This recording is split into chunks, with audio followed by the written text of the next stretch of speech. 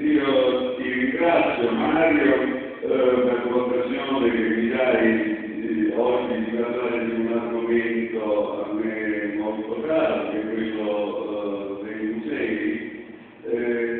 in quanto essendo stato fin dal 1970 nell'ambito delle associazioni amici del Museo della Vita a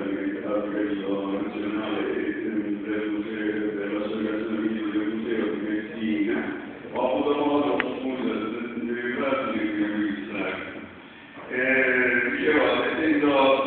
stato vicino a questa problematica dei musei da tempi, come ricordavi, molto lontani, e avendo cercato di applicare quello che spesso rimane un sistema teorico e non concreto, ho vissuto in maniera entusiasmante in alcuni casi e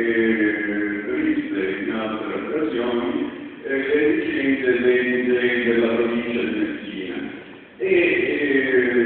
In supporto devo aver ringraziato lei per l'iniziativa che faticosamente hai portato avanti in maniera brillante, visto l'esito di questo piccolo ma prezioso strumento di conoscenza del patrimonio museale della nostra provincia. In supporti devo complimentarmi con l'assessore